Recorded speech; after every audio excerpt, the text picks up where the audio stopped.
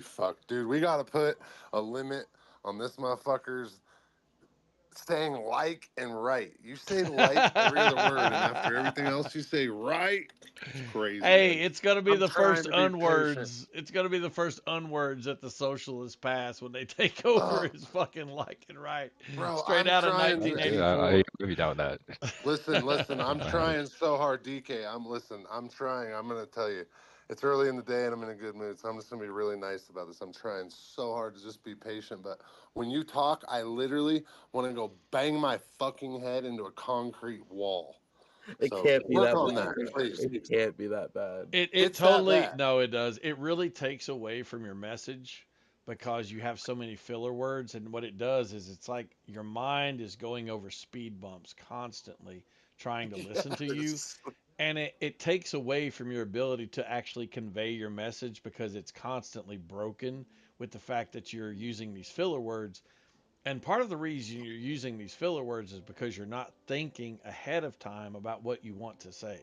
And so if you just practice doing that a bit more, slow down, think about what you want to say, you won't have such a problem. And use pauses. You can use pauses too. You don't have to come up with a word to fill in every part of your sentences that you don't know how to continue. What do you Additionally, guys? What do you guys think let me about? add this in real quick. The psychology behind saying right is that it's a mental whiplash. Because when you're talking to somebody, you say listen, you're priming their brain, you're snapping their attention. When you say right, you're also doing that much. That's the psychology of the word.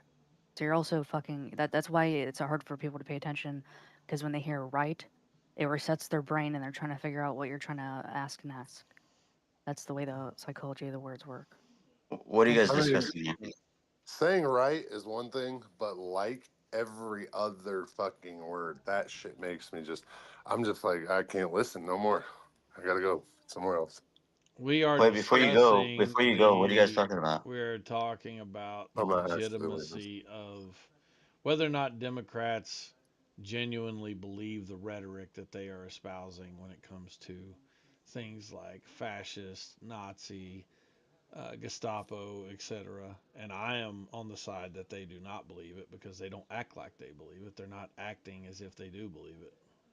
So, Hmm. That's interesting because I have a evolved understanding about the word. Specifically, Haiti was talking about it earlier, saying that like this fascist word, right, is attributed to like a, mm, I guess, overreach and or scapegoating, in the form of like scapegoating, of say Minneapolis, Minnesota, right? What did they say to anybody who went against ICE, right? Renee Good labeled as a domestic terrorist, Alex Preddy labeled as a domestic terrorist, and then they took it down, right? Isn't that a form of scapegoating, right? I don't know what you're asking me. If you want to say it's I couldn't scapegoating, you follow. can. I mean, I guess I don't know if it's a form of scapegoating. I think it may be labeling her incorrectly if you believe it's incorrectly. I am in favor of labeling these people as domestic terrorists myself, simply so that we can attack them more aggressively and rid our society of them. But, I may be Right. extreme on this position, and that's okay too. Right. So essentially, what I'm, I guess, trying to point out is that the idea of like a fascist regime, right, is extreme nationalism. Does Trump espouse that extreme nationalism? I would say yes, right. A cult leadership, right,